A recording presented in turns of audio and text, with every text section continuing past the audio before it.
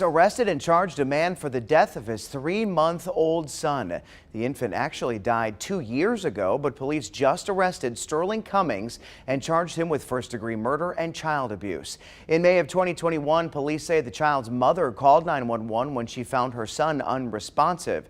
GPD says Cummings gave inconsistent statements at the time, but it's not clear why the investigation took so long. He's in jail without bond. Another big story we were following this afternoon. We have new information about a 15-year-old who was shot at a birthday party in Thomasville last Thursday. Thomasville police tell us the boy died from a gunshot wound to the head. We don't know what caused the shooting or who's responsible, but we do know criminal charges are expected. We should learn more tomorrow.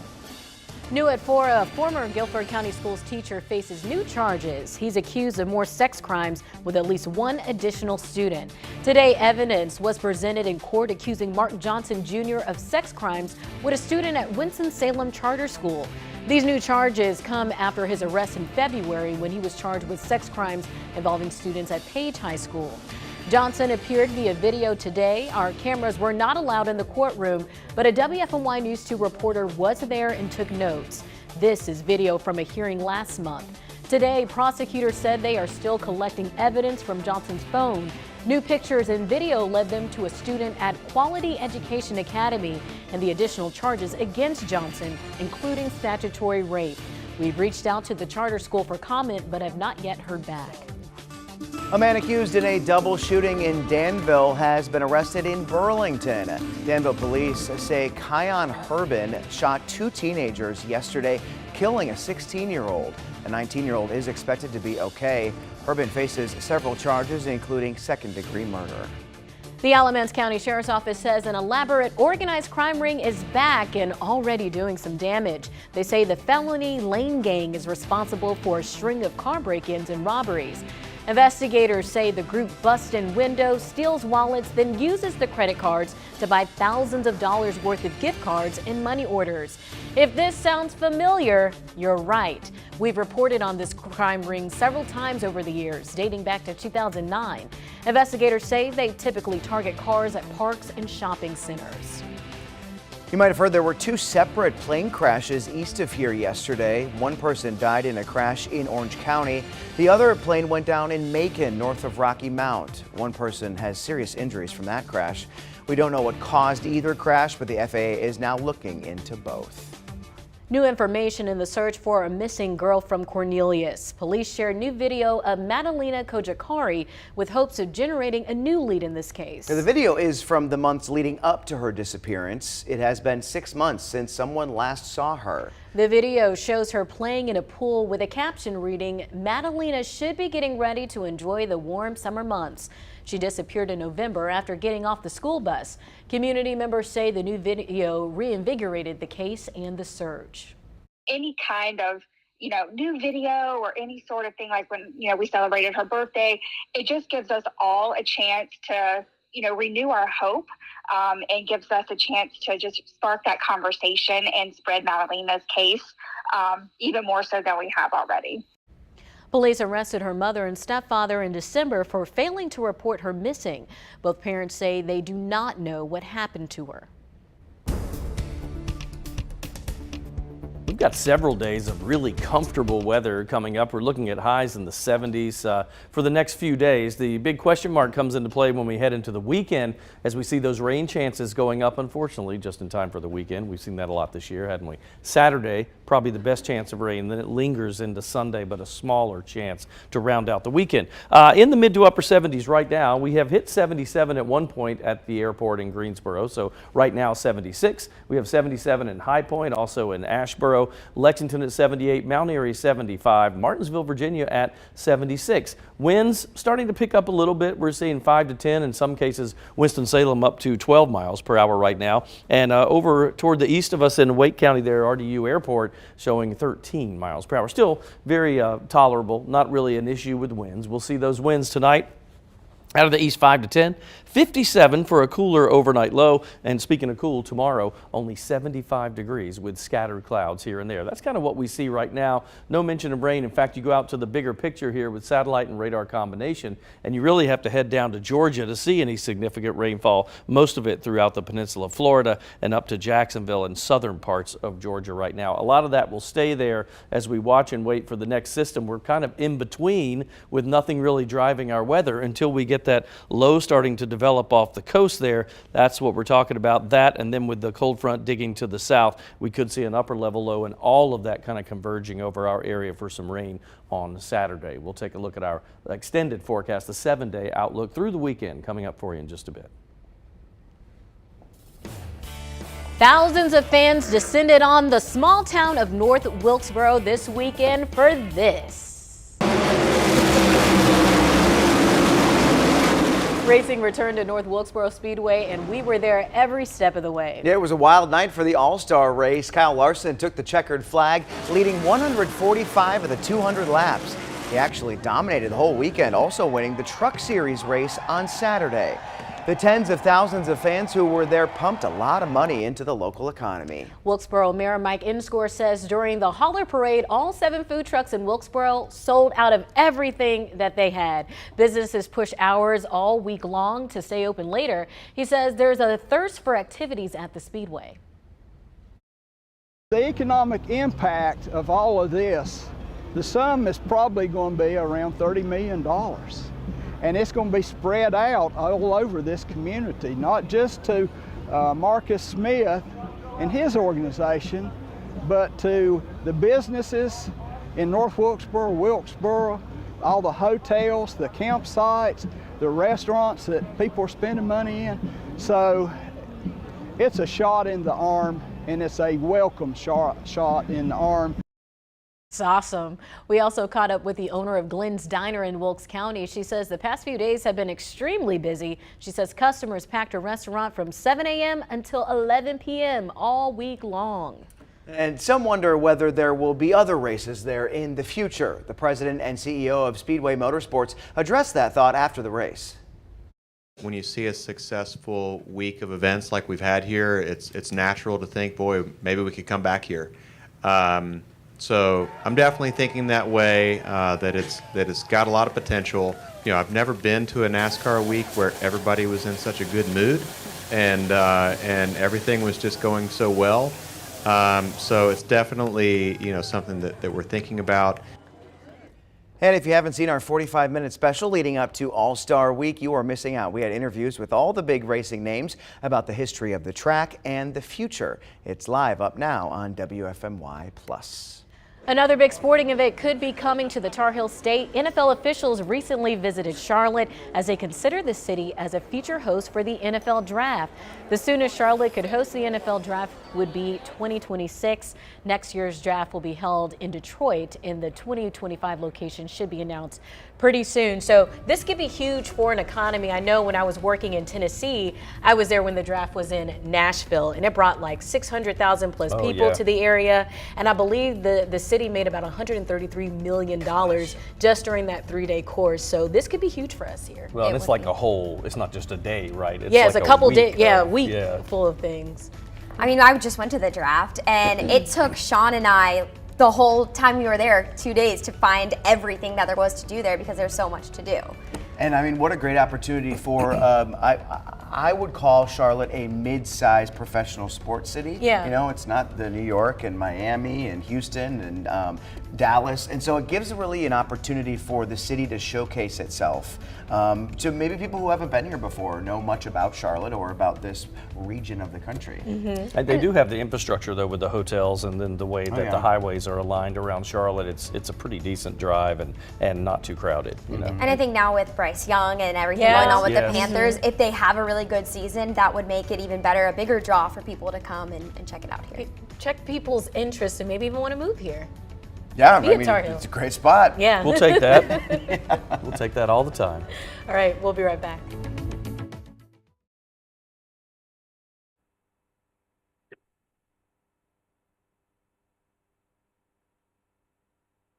All right, I am talking about just be yourself. It's easier than you think.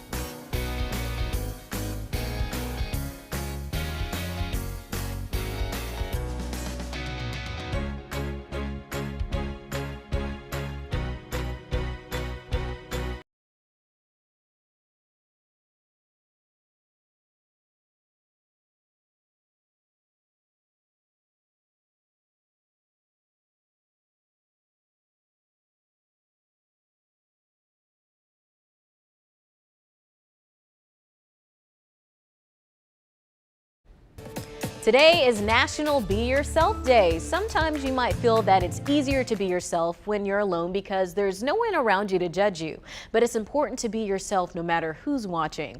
Blanca Cobb, who has a master's degree in psychology, joins us to talk about the importance of being yourself. Hey, Blanca, this might seem like a simple question, but why is it important to be yourself?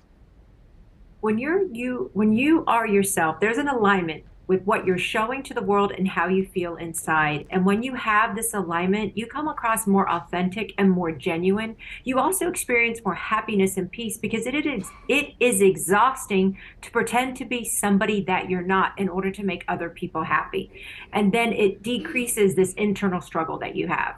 Yeah, that can be exhausting. So what if someone is watching you? Continue just to do you, be you. Have this I don't care mentality or attitude. You're only accountable to yourself. So that's what you have to keep in mind. Ignore other people and remember this. What somebody else thinks about you really is none of your business. The more free you are, the better and the happier you're going to be. I love that. So for my last question, what's the impact on the other people if you are yourself? This is an interesting question because some people will still think that you're bananas if you're doing something that they disagree with. However, underneath that, they're going to admire you because it takes guts to really be who you are. If other people don't like your quirkiness, like I said, it just takes some guts. And so what happens a lot of times is people will watch and they'll be like, wow, they're noticing everybody else and it's not making a really big deal to you. So guess what? It's like this domino effect because they realize, well, nothing really bad happens or somebody says anything, it isn't the end of the world. That what happens is they're more likely to let go of their preconceived notions and become more of who they are and show who they really are to the world. Great advice. Stay true to you and you'll be a lot happier and a lot more at peace. Thanks so much, Blanca. You can continue the conversation with Blanca on her Facebook page, Blanca Cobb, body language expert. We'll be right back.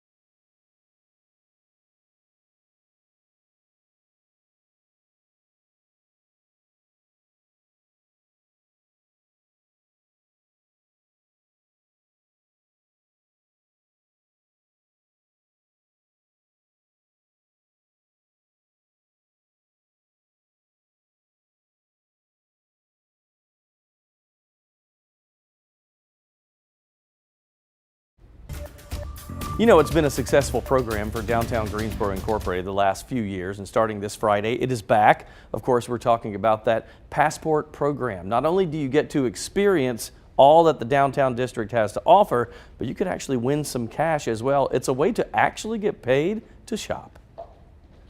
The Downtown Passport program is one of the coolest things we do. For every $25 you spend at a business, you can put that receipt into the downtowngreensboro.org website. And if your name is drawn, you can win $500. And the coolest part is the business that you supported can win $500 as well. So the program starts this Friday. It runs all the way through Labor Day with those weekly drawings, and the business and you can win $500. We love the sound of money. Yeah, that's right. Free thing is always nice. And it's cool. Like you might find yourself going into a business that you probably wouldn't even consider before. Absolutely, because there's so many places downtown that I have not tried yet. People will mention different restaurants or even boutiques, and I'm like, I've never heard of that before. Even when I'm walking the strip, I was just on Elm this past weekend, you just see little things tucked away. Small shops. So this would draw you to try out something new for sure. And Zach Matheny said to me that even museums count. Now, I didn't know that. I thought it was just restaurants. So like the International Civil Rights Some of Center them. He didn't say Museum? which one specifically. That list, though, by the way, is on Downtown Greensboro Incorporated's website.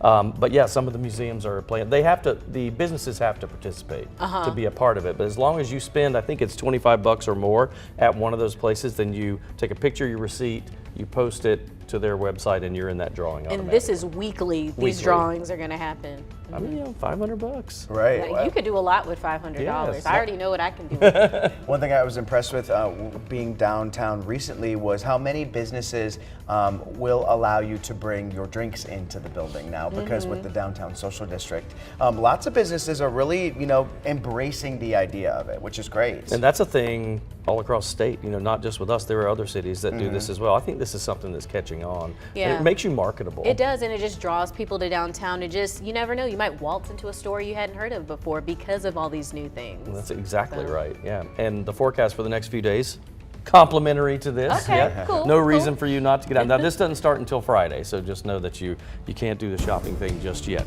But we look like over the next few days, we'll see 70s, and I mean really comfortable weather out and about. Today was one of those days where you just see a few high clouds here or there, maybe a puffy cloud skirts by, but this is the same thing we're going to see for the next couple of days. In fact, it really doesn't start to change for us until maybe Friday night, but definitely into Saturday. And a lot of folks were emailing me and asking about, well, what if I'm heading to the coast or the mountains? We still, even coast side, you could see some rain on Saturday. Sunday, though, we might get a few breaks, and definitely on Monday for Memorial Day, we're all sunshine. So cloud cover across the area kind of held temperatures back a little bit today. We're at 76 right now in Greensboro at PTI, where our official records are kept, but we did hit a 77 earlier in the day. 78 for High Point, 76 Asheboro, Burlington 78, even Walnut Cove up there at 78 degrees. Planning forecast as we head to tomorrow or through the day for tomorrow. Notice that we only make it to the mid 70s and kind of a mixed bag of clouds and sunshine as we see just kind of the same pattern for a while, right? You see some of the clouds moving from the southwest back up to the northeast,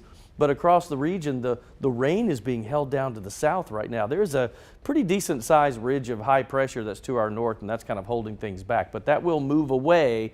And what we're watching is that coastal low, and there's really a couple of things happening here. There's a front that will dive down from the north eventually over the next few days. Also an upper level low that you normally don't see on the surface chart here, which can also help with some instability for rain. So once we get to Friday, into Saturday and Sunday, that's when we see the rain chances. Unfortunately, our best chances are on Saturday. Here's that 7-day forecast that we get you through the next week. And it's looking like mid 70s. We're locked in at 75 for Tuesday, Wednesday, Thursday, even 73 on Friday, and the overnight lows in the mid 50s. It's basically a mix of sun and clouds during that period. Now Saturday, there's our rain, a 50% chance, 67. So that's kind of a cool, rainy day. Not constant rain, but you'll see intermittent showers. Sunday, though, we might be able to salvage that day. We'll stick with the 30% just in case it all hadn't cleared out yet, but a high of 70. Monday looks pretty good, 72 degrees for Memorial Day, partly cloudy with that 30% chance of a pop-up shower.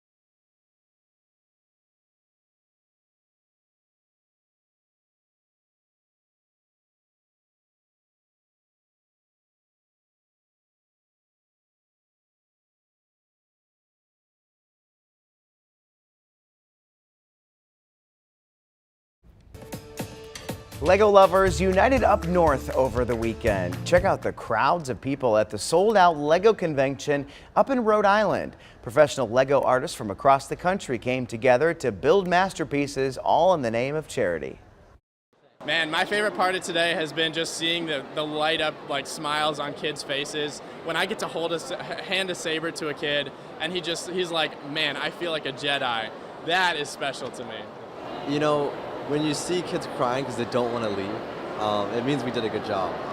So just to see everyone's smiles and everyone's jaws drop to the floor to see what can be done with Lego. The event supports a charity that buys new Lego sets for kids in need during the holidays. How cool is that? So what is your favorite childhood toy? I asked you on my Facebook page. Daniel Woodson says, walkie-talkie. I always wanted to be a policeman and thought that was all they do. Patricia Gallagher wrote, Barbie dolls because I love to change their outfits. Richard Myler, a train set. I wanted to be a train engineer like my uncle. Lexi Cat, easy bake oven.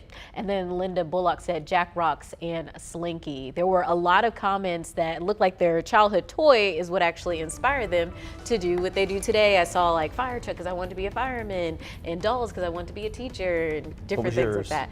So I really liked playing outside, and I also like doing arts and crafts. So I always like to get my hands on something. So I guess my favorite toy would be my parents, when I was in preschool, got me and my sister a swing set for the backyard. So it had like a seesaw on it, a slide. That's a and big present. overnight we became like the coolest kids on the block. Yeah. Everybody wanted Yes. to come over, you know, like, and then people started getting the That's trampolines right, and they that's wanted right. to go to their house.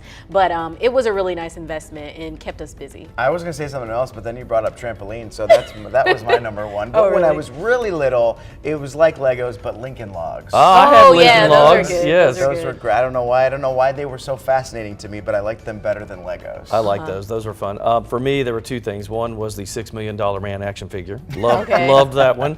And then the other one was this thing called a Vertibird, which was a little controller like this with a round thing in the middle and an arm that went out with a helicopter. And you could make the helicopter go in a circle and it could hover and pick up things with a hook. Really? And Nice. I wore it out and I had to get another one the next Christmas because I loved it so much. My other favorite toy, I had a kitchen set when I was in preschool as well, and I used to ball up pieces of paper and be like, I'm cooking, and my mom said, we got to get this child some food. So for Christmas one year, I got a whole bunch of fake food, and I used to have a ball You playing didn't with have to it. cook paper. Yeah. anymore, right? Yeah, my little girl had those little like hamburger patties. Yeah, pretends, uh-huh. and- Did y'all ever have a light bright? Yes, I did have a yes, light loved bright those. and the Those were Etch a great. Sketch and all that. We had those. I could write in cursive on an Etch-a-Sketch. My Ooh, dad was like, how are you fancy. doing? I can still do it. I can't even write in cursive with a pen.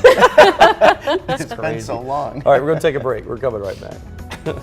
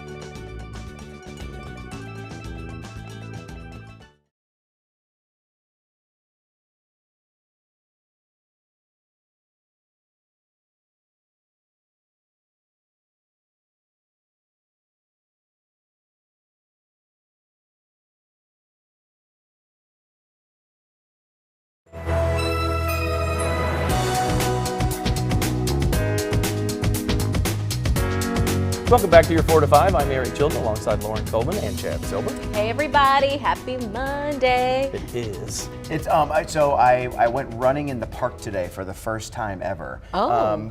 Interesting. I don't know. I just kind of did it, and it was warm out there, but it felt good. It's not as bad. So mid to upper 70s is kind of where we're stuck for a while for the several days, but that's really comfortable. If you're in the sun directly, Okay. It feels great. You might be a little cool in the shade. But How many miles? I did 3. Oh, that's huge. I didn't That's know you were a good. runner. That's I didn't good. either. I'm not really a runner. That's almost I a was 5K. Inspired by the I'm just nice gonna weather. try it. Yeah. Cool. How difficult was it? It was difficult because I don't ever run outside. I always run on the treadmill, and so you can keep it so it's you're not changing elevation. And so I did it at Military Park, and there are some hills in Military Yeah, Park. there so are. I was not anticipating that, but I'm happy that I did it. You right. should do Country Park one time. Oh yeah. It's 2 hills, so part of it is up top and part's down below. It will That will beat kill you me. up. It's a good run. Sounds like you had a good start to the day. Yeah, for sure. Yeah. Yeah. Well, we're going to switch over to some news now. More jobs with healthy salaries are coming to Randolph County. They're coming as Energizer plans to invest $43 million in an expansion at its Asheboro facilities. It also means more than 140 new jobs with average salaries of $54,000.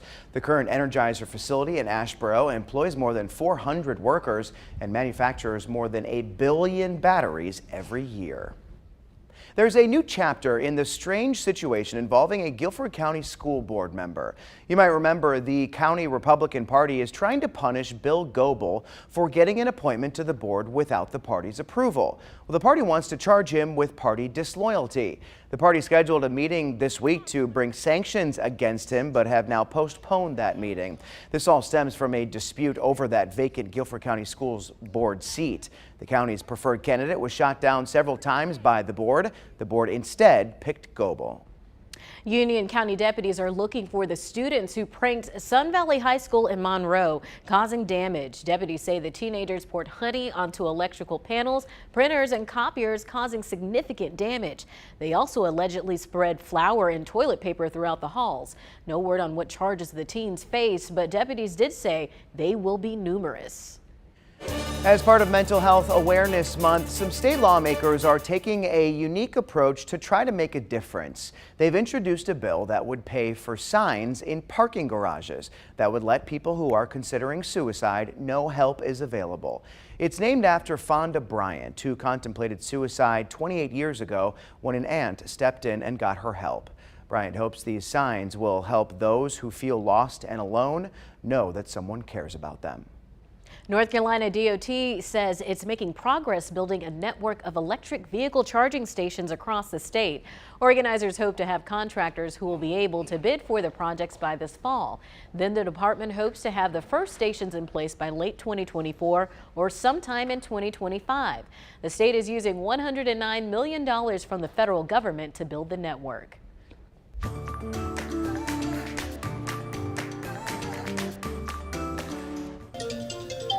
At this point, we have all become accustomed to robocalls, and now we are finding out they might not be ending as soon as we had hoped. You might remember when we told you about a new effort called Stir Shaken. It validates a real call and lets you know when there's a potential robocall. Well, phone companies have until next month to put this new technology in place. But the CEO of a robo-blocking app called YouMail says criminals have found a workaround. Well, the bad guys went and got a bunch of real numbers. So the scammers have just kept going. According to YouMail, Americans got more than 4 billion robocalls last month alone. But not all hope is lost. Some people have found a way to cash in on those robocalls. I don't know the exact math off the top of my head. It is like right around 60,000. He made $60,000. WFMY News 2's Ben Briscoe breaks down how.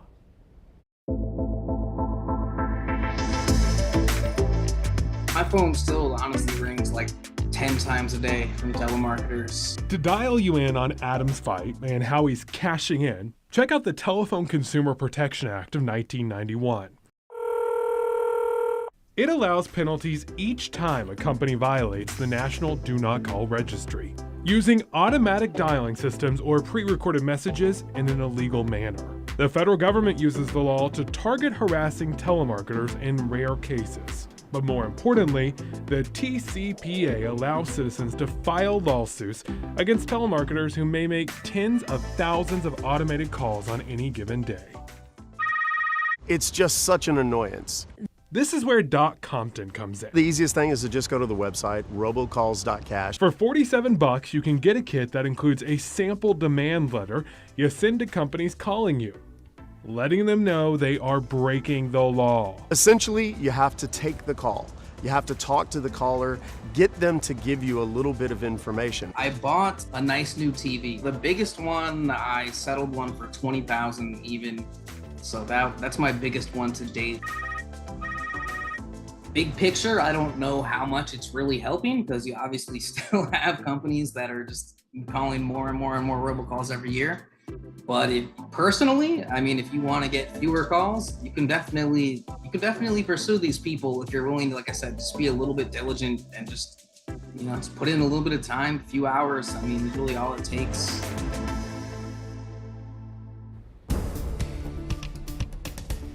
Well, our forecast as we look to the next several days, no complaints, mid-70s. That's kind of where we're locked in for about the next 3 days in a row. Overnight lows tonight, a little cool. That means tomorrow morning's temperatures will be in the upper 50s for most of us. Winds are going to be out of the east 5 to 10. And for tomorrow, partly cloudy with 75 degrees. Winds pick up a little bit, northeast 10 to 15, but still comfortable out there, just a little bit cool. Depends on whether you're hot-natured or cold-natured. For me, that's awesome. We see cloud cover across the area right now. It's kind of intermittent, right? So a mix of sun and clouds. It's exactly what we'll see tomorrow. Most of this precipitation is being held down to the south of us, and all that's moving to the east and to the north. So we're kind of left, if you look over our state during this time lapse, you kind of see with our future cast, it's just kind of a mixed bag of clouds and sun for the next 24 to really 48 hours. I mean, for the next couple of days. Now we're watching a couple of things. An upper level low you won't see on this map, but then the low pressure off the coast there. All of that we got to pay close attention to. I think it converges over us such that Saturday, unfortunately, is our rainiest day. We'll go with a 50% chance of showers on your Saturday. And until then, though, we're mid-70s for Tuesday, Wednesday, Thursday with partly cloudy skies. Friday, partly cloudy, a little cooler at 73. It's cool and rainy on Saturday. 50-50 chance of rain and 67. For Sunday, we'll leave a 30% chance in for Sunday and Monday. Shouldn't be that big of a deal, but 70 on Sunday and Memorial Day looks good with a high of 72. Memorial Day weekend is this weekend. Nationwide, the TSA screened more people Thursday than any other day this year. And with 42 million people expected to travel for Memorial Day, it's only going to get busier. Drivers are also bracing for a bumpy ride. 37 million Americans are expected to hit the road. Still, nothing can stand in the way of the holiday getaway. It's more economical to take that road trip than purchasing airfare. People will still prioritize their budgets to spend that quality time with their friends, their family, and their loved ones. Pools across the Triad will reopen this Memorial Day weekend. Guilford County says 3 of its pools will open Saturday: Burr Mill, Hagen Stone, and Northeast. They will have limited hours at first, but will expand next month. But as you head out to cool down in the water, remember, safety first. Here are some safety tips to avoid danger in the water. It only takes a matter of seconds. Be sure you keep an eye on them while they're swimming. The American Red Cross says a child or weak swimmer can drown in the time it takes to reply to a text, check a fishing line, or apply sunscreen. Learn how to swim. Safety experts say swim lessons are one of the best ways to reduce the risk of drowning. If you have children, either teach them how to swim yourself or take them and sign them up for swimming lessons. Drowning is one of the top causes of death for children. New guidance says swim lessons can help children after age 1. And if you happen to have a pool at home, it should be surrounded by a 4-foot fence and a locked gate. Make sure your children and any friends that they have over ask your permission before they go get in the pool. Keep in mind, drowning can happen to anyone, anywhere there's water. That includes pools, hot tubs, the beach, lakes, streams, and even bathtubs. If you plan on beating the heat this spring by taking a dip in the pool, always have a buddy with you. Even if you're an adult, having a buddy with you, because anything could happen at any time.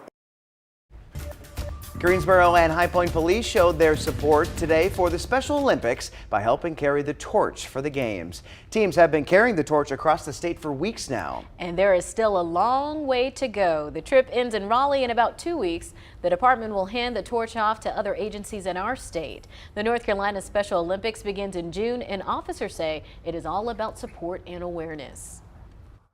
So today is really all about awareness. It's all about getting support. It's all about rallying the community for awareness for Special Olympics, and that the state games are coming up, which is a really, really exciting time for our athletes. And it's a really, really big deal. So we just want to let the community know how awesome this program is. And it's also important for them to know that none of our athletes pay a single dime to participate. So they rely on our community to help fund this program. So we really want to get it out there so they know how awesome and important it is. I love that. I love when I see these different races that travel from city to city, sometimes state to state. It's really awesome to see where they started and where they ended and all the people who come out to support along the way. And I mean, look at this video of all of these people who are taking part in this torch run. It's just incredible to see something like that just move across the state. I would love to just be driving one day and then all of a sudden, whoa, look at all these people carrying a torch. And now that you are into running outside, maybe you could participate in one in the future. Join the Greensboro Police Department and I'll be on torch run next year. I just want you for no even cause, just grab a torch and just go running through Greensboro, see what people say. Is that Chad Silton? No. I'm starting my own torch run for some fundraiser. That's right. Yeah. I do. I can think it goes back to the Olympics, but I just think that the idea of a torch run is so cool. That you're passing it along across the state. And I love when I see, like, in the World Olympic Games, when the runner comes into the center of the arena, and then they do something cool to light the huge flame of hope or whatever they call it. It's just cool to see. It makes it very patriotic. Very awesome. Cold chills. We'll be right back.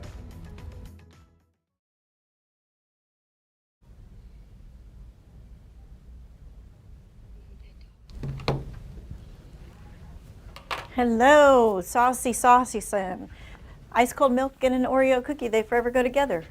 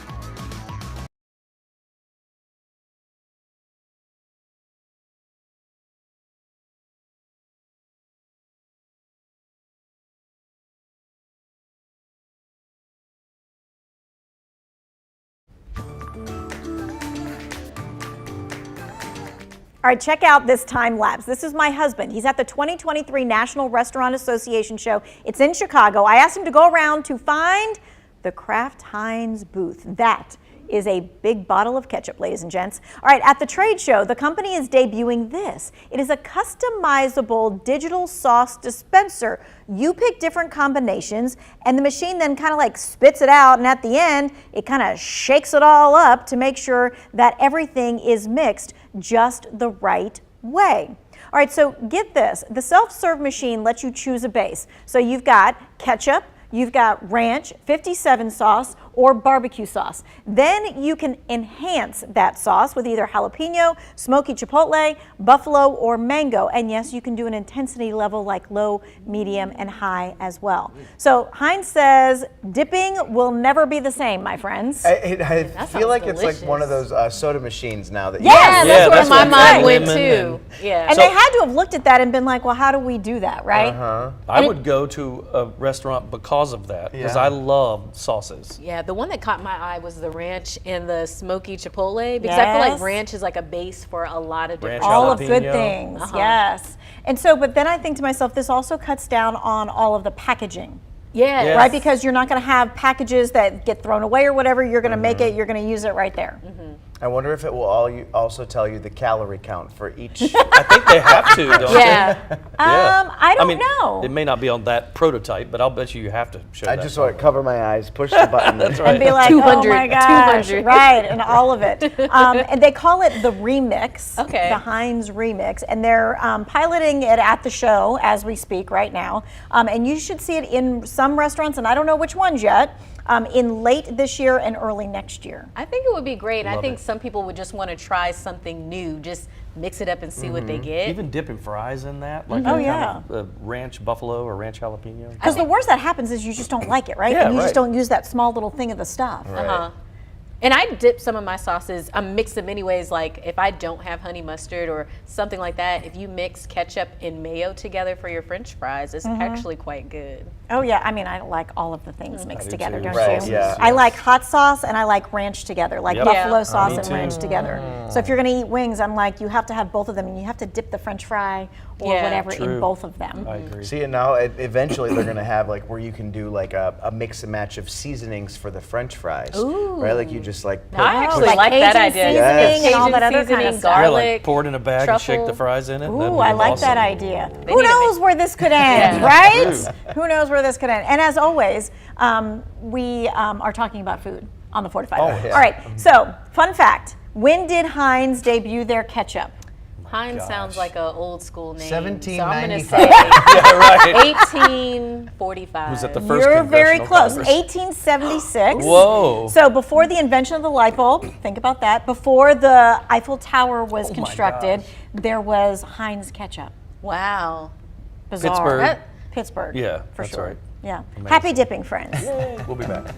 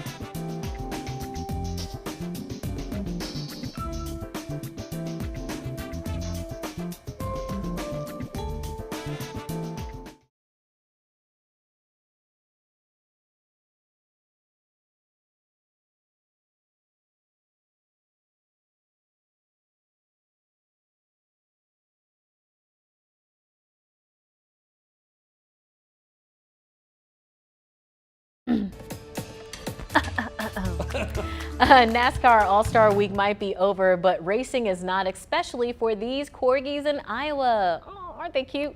But these races were run by some four-legged athletes best known for being the favorite pet of Queen Elizabeth. While they might not have the longest legs, these speedsters have quite the kick in them. The event was held as part of a fundraising effort to help support rescues. A mixture of hilarity and cuteness, because you will have dogs who understand I should run towards that person at the end of the racetrack that looks familiar to me. And then there are the ones who are confused and maybe turn around and run the opposite direction, or just run in a zigzag and don't really know what to do. Well, if you want to watch some other vertically challenged dogs racing, you don't have to look far. The Doxy Derby at Summerfield Farms is in October, raising money for breast cancer awareness. I've actually emceed that before. So I asked you on Facebook, what small dog breed would you most like to see race? And you did not disappoint. Take a look. Melissa says, I have a Chihuahua and a Yorkie Poo. I'd like to see either one of those in a race. Considering the energy they have, it would be hilarious. Gia says, teeny tiny teacup Chihuahuas. They are so tiny that would be adorable. Linda says miniature dachshunds. They have the cutest little legs. I'm partial though. And Melita says Cairn Terriers. It would be a Toto race. Not a total race, but a Toto race. Yeah, I think the smaller the dog, the cuter they'd be. But I would love to see pugs run a race because they're not like big so runners, you know, but circles. Just, yeah, they kind of like little wads running around, so cute. So the dogs that I was thinking of, it's not the smallest, but it would be funny to see like a bulldog race just because they're like tanks. Yeah, and they're a little heavier. Yeah. Yes. So too, at first I was thinking Pomeranians because they're so tiny. It would be cute to see them bounce around. But then I thought about my sister's dog, Jack Russell's. They are fast. Yes. I remember when Roxy would get off her leash and jet out the house, her muscles, and she would cut corners like this around the yard. I think that would be an intense race to watch. They could run like a greyhound track. Yeah. Because they're that fast. Have you all ever seen the videos where they like do extreme close-up videos of dogs jumping and running, and then they slow it down, and you just see like their faces I think, and their ears fly. Yeah, I think Julie took one of her dog, Lambert, doing that when it snowed. It's funny. My dog has like, we think he has some pit in him because he's got that squared head and jaw. But when he jumps, his little jowls will fly up and then fly back down. The slobber come out. Yes, a little bit. So funny. All right, let's talk about a forecast that looks pretty good in the short term. We've got some rain on the way, unfortunately, just in time for the weekend. Isn't that the way it works this year? 2023, the year of weekend rain, it seems like. Let's look at the time lapse, and we'll start out this morning about 7 o'clock. And you see as we go throughout the day, you just see that mixed bag of clouds and sunshine. And this is the kind of pattern that we're going to see, exactly what you see here for probably the next 3 days in a row. We're kind of in the middle of a few systems, but nothing really happening over us in the short term. That will change by Saturday as we see the rain chances move in. Temperatures are cooperating today though. 76 in Greensboro, at least at the airport. 78 in Burlington, 79 High Point. Winston-Salem, you have 78 degrees. Mount Airy 75, and Asheboro in the upper 70s. So as we go into the night tonight, I think we'll drop down by about 6 a.m. You're looking at temperatures in the upper 50s, and then tomorrow partly cloudy and that high once again in the mid 70s.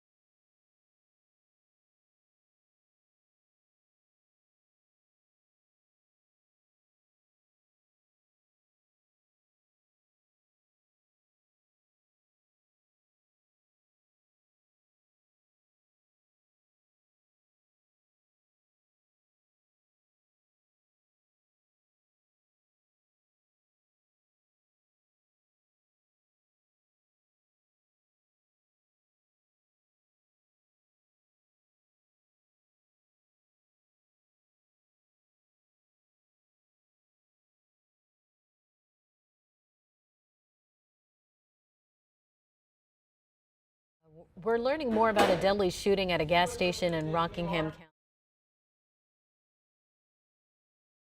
Can you hear me? 1, 2, 3, 4, 5, 6, 7, 8, 9, 10. 1, 2, 3, 3, 2, 1, 1, 2, 3, 3, 2, 1, mic check, mic check. Check 1, 2, 3, 4, 5, 6, 7, 8, 9, 10. No, it's probably because I'm in the bathroom. I'm coming that way. Look at an Oreo cookie, they forever go together. Oh, this is not a very standard or general Monday. 1, 2, 3, 4, 5, 6.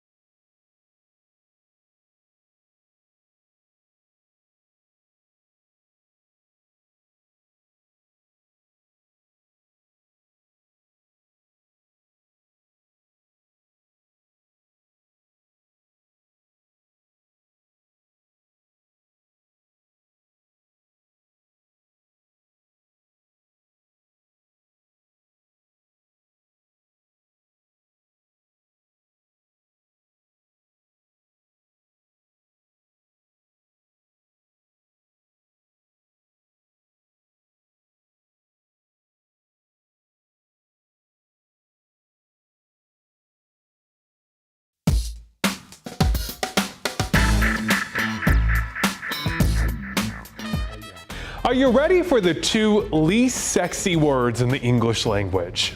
Debt ceiling. The phrase is everywhere in the headlines right now, and it's so easy to tune it out as some complicated thing happening far away in DC. But it's time for all of us to pay attention, because the debt ceiling could have major impacts on our lives.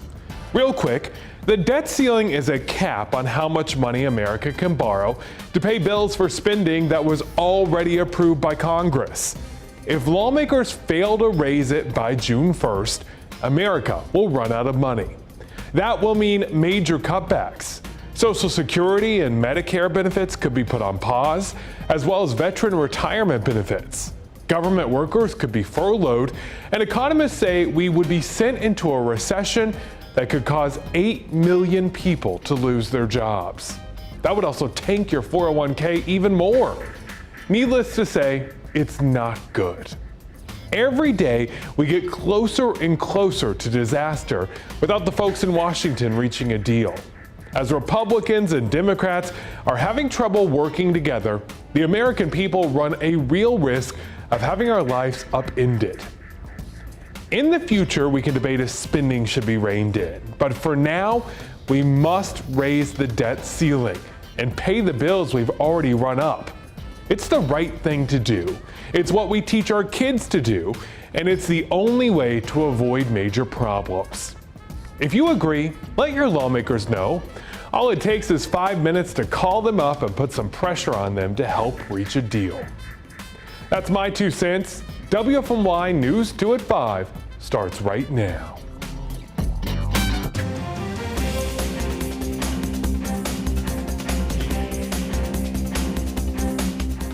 First at 5 o'clock, Thomasville police say a 15-year-old who was found shot in the head has died. They also say criminal charges are on the way.